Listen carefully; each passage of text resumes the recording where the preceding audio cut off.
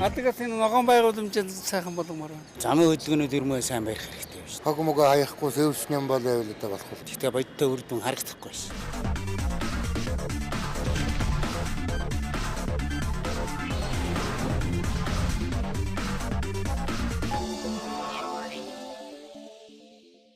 Сайн бацхан үзэгчдээ PP телевизээс та бүхэндээ бэлтгэн хүргэдэг яавал дээр нэвтрүүлгийн ээлж жишнийхэн дугаар та бүхэнд хүрч байна. Бид өмнөх дугаараар хулгайн гэмт хэргийн талаар сэтгэлэн та бүхэндээ хүргэсэн бол энэ удаагийнхаа сэдвээр дархлаажуулалт буюу вакциныг сонгож байна. Өнөөдрийн сэдэв дархлаажуулалт.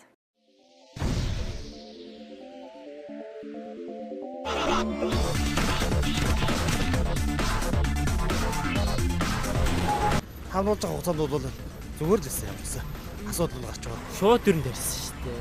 Тийм аа зөвхөн зүйлсээ. Энэ дах вакцинаар дархлаажуулагдаагүй хамгаалагдаагүй хүүхдүүд өвчлөх юм эрсдэлтэй байгаамаа.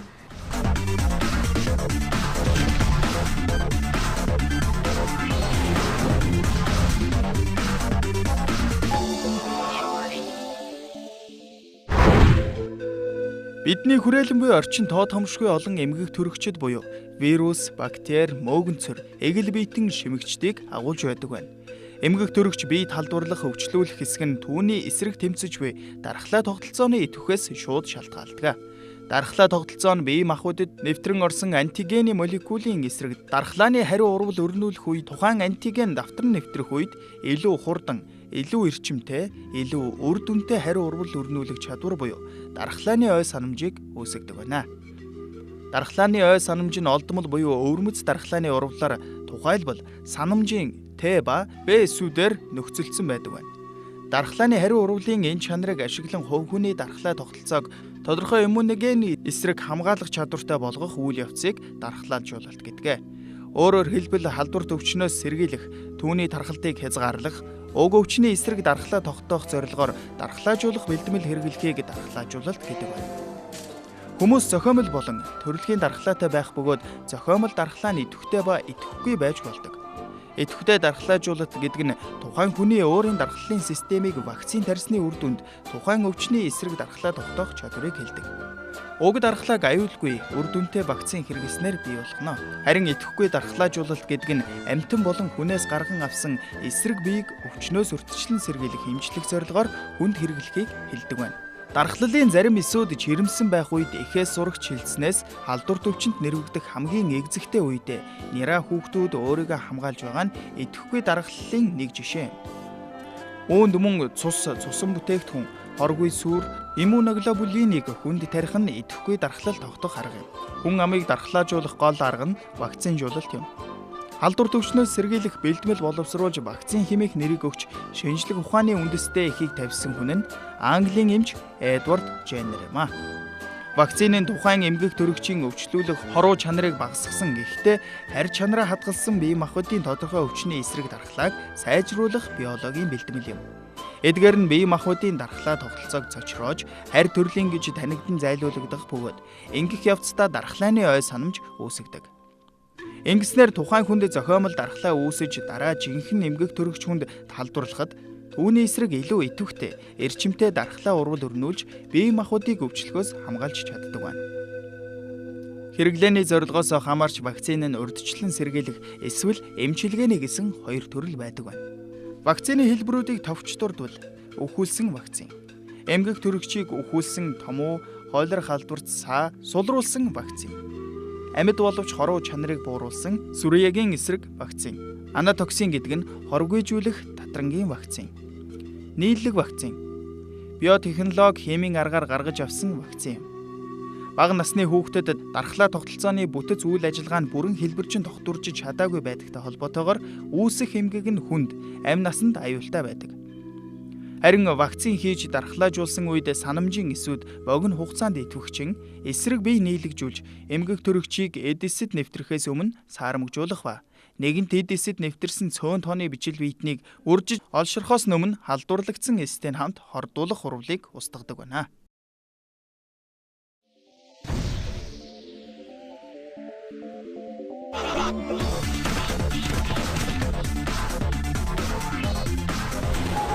хамруулж байгаа хугацаанд бол зүгээр л байсан юм гэсэн асуудал гарч байгаа. Шууд дөрөнд ярьсан шүү дээ. Тийм аа зөвхөн хөрөнгө оруулалт.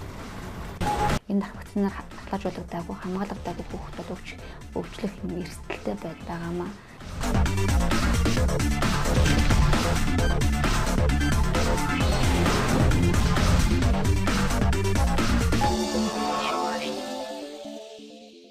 Сургууль дээр тийм ээ нэгдсэн журмаар вакцинжуулалт хамруулсан ш тийм ээ. Яг тэр үеэр эмчийн үзлэг хэр явагддаг вэ? Гайгүй.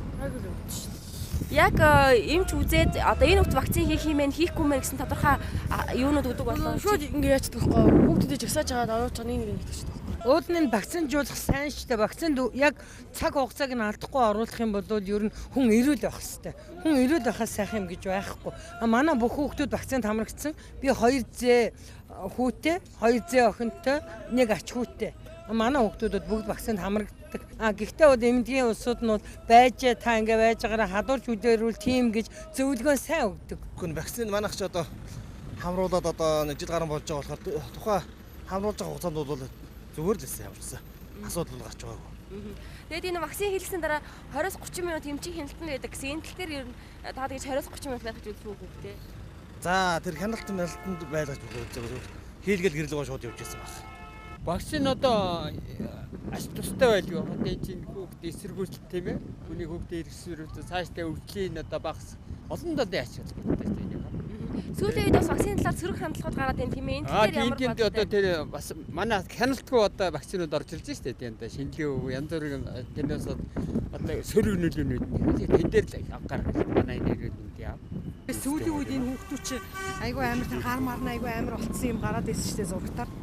Тэрийг бодоход бас заримдаа эмзэглэж л ядгийн ч одоо нэр нялх хамтд бас хэцүү шүү дээ тий. Бас чинь насаараа тахир татуу болно. Бас л хариуцлагатай л юм шүү. Гэхдээ бас бүр хийлэхгүй юм гэж бас байж болохгүй л байх л да тийм ээ. Одоо яг хариуцлага байх хэрэгтэй юм байна. Хадгалалт хамгаалалт юу байдгийг одоо тэр талдаа л байдаг бах тийм ээ. Тээвэрлэлт мэвэрлэлт одоо тэр чинь ямар манайхаа өөрснөө үйлдвэрлэлээр шууд өөрснөө яаж хэрэгжилж байгаа биш. 15 наснд нөө сургууль дээр вакцин хийдэг шүү тийм ээ. Тэр үед эмчийн хяналт эмч үзээд вакцин хийлгэж болно болохгүй гэсэн зөвшөөрөл өгч ирсэн. Эсвэл шууд тавьсан уу? Шууд дөрөнд ярьсан шүү дээ. Тийм аа зөвхөн хөрөнгө Гэхдээ ер нь бол мэдээ зөв л хэлбүү. Тэр чи одоо дархлаа бас нөгөө юуныг сайжруулах гэж хийдэг үстэй. Тий. Сүүлд гараад байгаа мэдээллүүд дээр ер нь ямар сайн мэдэхгүй. Нөгөө жоохон өгдөг болохоос чинь тэгэл яадаг сайн мэдэхгүй шүү дээ.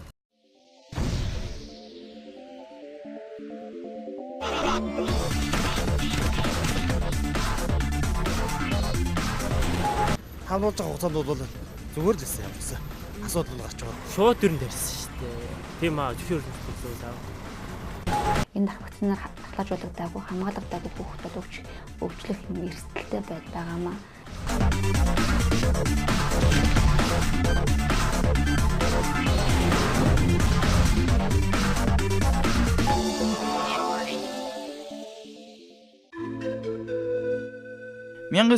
оноос хойш Дэлхийн эрүүл мэндийн байгууллага, цагаан цэцэг, Улаанбурхан, халдвар цаа зэрэг маш олон халдвар төвчнүүдийг дэлхийн хэмжээнд устгасныг зарлан тунхагласан хүний оюун ухааны нэн том ялалт.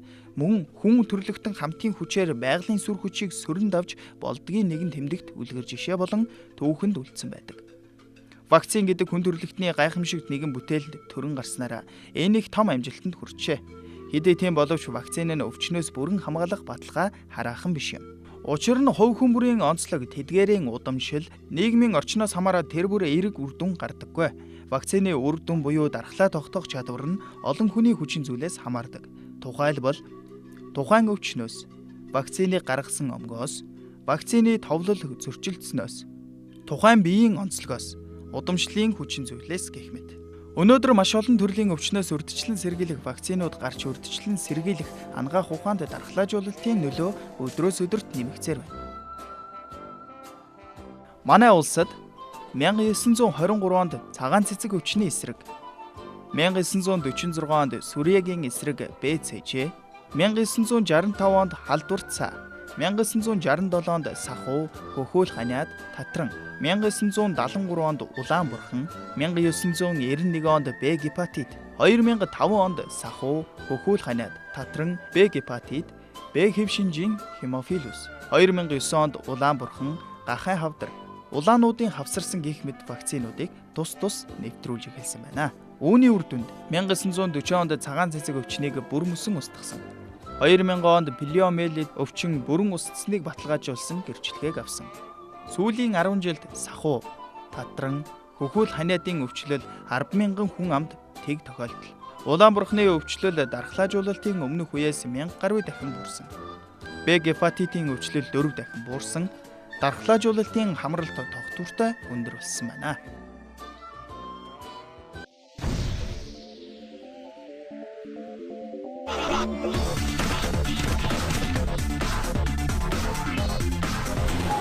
Хамруулж байгаа хугацаанд бол зүгээр л байсан юм шиг асуудал гарч байгаа. Шууд ер нь тарьсан шүү дээ. Тийм аа зөвхөн зөвхөн Энэ дах вакцинаар баталгаажуулагдаагүй, хамгаалагдаагүй хүүхдүүд өвчлөх эрсдэлтэй байгаамаа.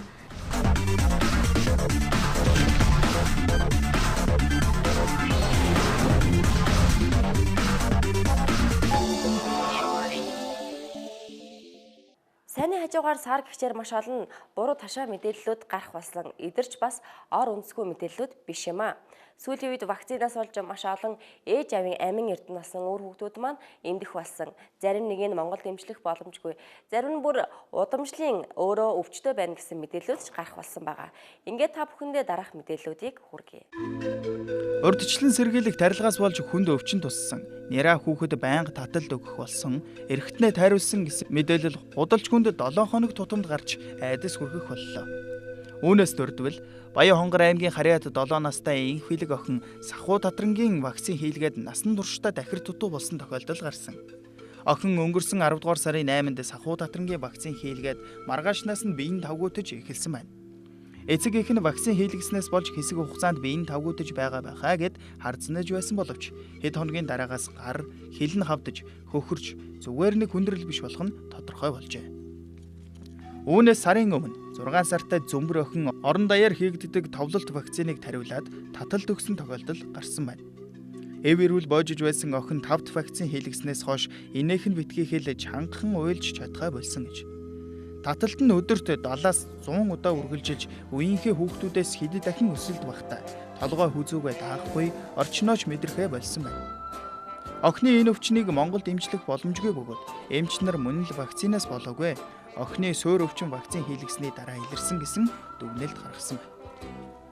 Вакцин хийлгээд хүндрэл үүссэн тохиолдолд ингээд дуусахгүй. Саяхан аргаа барсан нэгэн ээж бусад ээжээс тусламж гуйлаа. Тэр ээжийн 9 сартай хүүн 3 дахь вакцин хийлгэсэн байна. Ингээд вакцин хийлгэснийхаа дараа бөөлжиж эхэлжээ. Эмнэлэгт үзүүлэхэд эмч нар ханиад хүрсэн байна гэж онцлоод 10 хоног эмчилгээ хийсэн боловч идэгсэнгүй. Улмаар их нялгсан эрдэм шинжилгээний төвд хандан тархины зураг авахулахад тархинд нь цус хурсан байна гэж онцлоод хэвтүүлж эмчилгээр болжээ. Энэ мэтчлэнгээр олон жишээг дурдж байна. Монгол улс сая хүрэхгүй балчир үрсэд нэгээр тогтохгүй олон тохиолдож байгаа нь эцэг эхчүүдийн дунд вакцин хийлгэх шаардлага байна уу гэсэн эргэлзээг төрүүлж байна. Ингээд халдвар судлалын үндэсний төвөөс авсан дараах тодруулгыг хүргэж байна.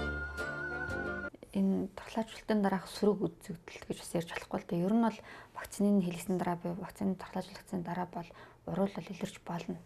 Гэхдээ илэрч байгаа уруул нь саяд нэг тохиолдол ч юм уу тийм байдалтай илэрдэг. За энэ саяны гэдэг байгаа тохиолдлын хувьд бол ер нь 2013 онд гараад сүүлийн нэг 3 тохиолдол нь вакцин хийсэн хугацаатай давхцаж илэрсэн эмгэг илэрсэн байгаа. Тэгэхээр энэ бол бие даасан өвчин бол илэрсэн. Гэхдээ энэ маань вакцин хийлгэсэн хугацаатай бол давхцаад илэрсэн бол ийм бол үзэгдэл байгаа.